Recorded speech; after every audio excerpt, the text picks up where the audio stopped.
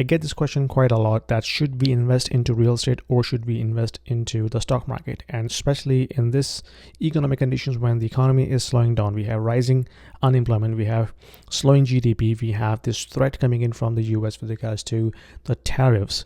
And all of these things are painting a weaker economic outlook. In this situation where when the currency is also struggling against USD, what should we do with our capital? Should we invest into real estate or stock?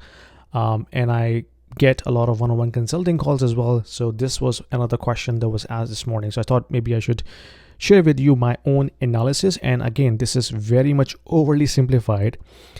You can apply this model into your calculation and you can tweak the numbers, right? This is just an example to give you a comparative view. So let's take a look. So what I did was I looked into ratehub.ca and I assumed that if it's a first-time home buyer buying a median house, in Toronto, which could be somewhere around $1 million, how much it is going to cost him in terms of interest only over the period of 25 years. And then we compare, okay, what will be the equity appreciation over that period in that property. And then we calculate the overall returns and compare this with somebody investing that capital into stock market. Which one is better? Okay, so let's take a look. On ratehub.ca, what I did was I put these numbers in, assuming somebody is buying a $1 million property, getting insured mortgages, which means 10% deposit, and then amortize it for 25 years. A typical fixed mortgage rate right now is between 4 and 4.5%. So I know that fixed rate is only valid up until 5 years, but then for simplification perspective, we assume the average interest rate for the period of 25 years is 4.5, just for our calculations. So based upon that, over the period of 25 years, that person will be paying $542,000 in interest alone, okay, over the period of 25 years. Now, I put this number into my spreadsheet model where the first line shows you the total interest accrued over the period of 25 years, okay? Now, what will be the price appreciation in the property over the period? Now, we also assume that the annual price appreciation going forward on average over the period of 25 years is 3%. Now, it could be 5, it could be 7, it could be 6. It depends, how the market moves. But for simplistic calculations, in a healthy economy, you can expect a 3% appreciation on annualized basis on average. Okay. So using that and compound that over the period of 25 years, your property will be somewhere close to $2.1 million at the end of 25-year period, which means if you calculate the gains, you minus the interest paid, you minus the principal that you paid that was on mortgage, then you calculate the overall gain, which is around $672,000.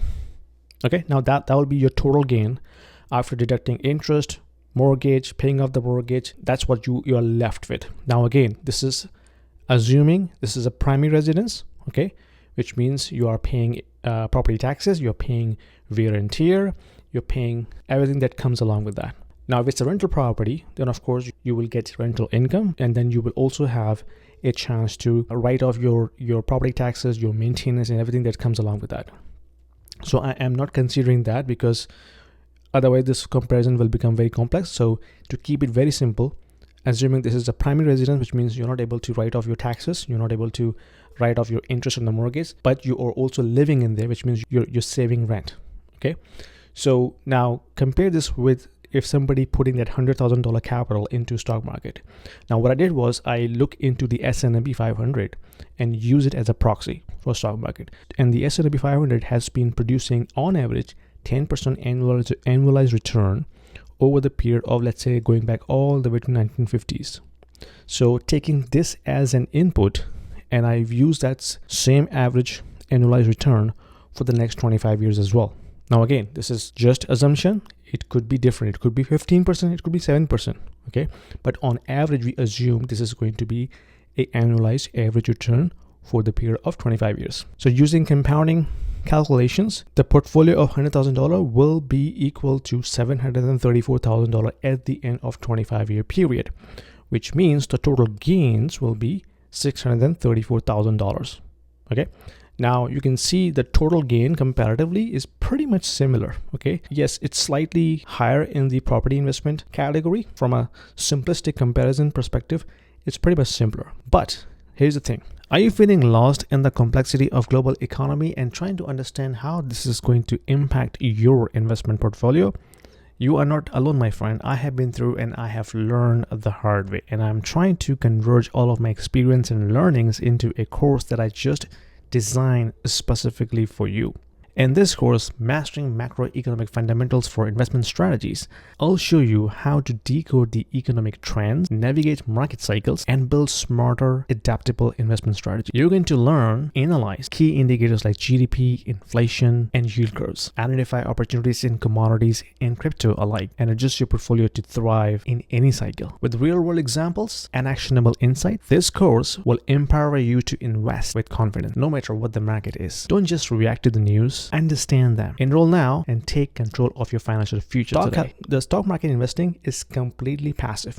You just put $100,000 into stock market. Let's say you buy an ETF S&P 500 and you just leave it. You close your eyes, you leave it, you never touch it.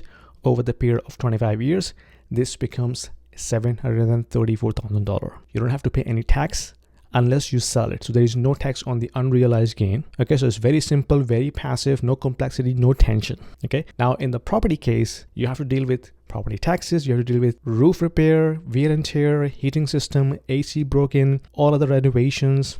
So all of that is your headache, but then you're also living in it. Okay, you're not paying rent. So that's another advantage. So I think there is no right or wrong answer here. I think one should diversify their investment strategy. Put some in real estate, put some in stock, put some in crypto, put some in gold and silver. And then based upon your own gut feeling and the way you feel more secure and ease, you should diversify your investment. So I'm not giving you stock is better than real estate or real estate is better than stock. I'm just giving you a very simple comparative analysis when it comes to you to make a decision about whether I should invest into real estate or into stock. This all depends upon your personal circumstances, because real estate, especially when it is a primary residence, it has a lot of emotions attached to it. Okay, your family is going to live in there, your kids gonna grow up in that property, so there will be a lot of emotions attached to your primary residence. I don't consider primary residence as an asset, it's a liability. Maybe you can consider this as a retirement plan.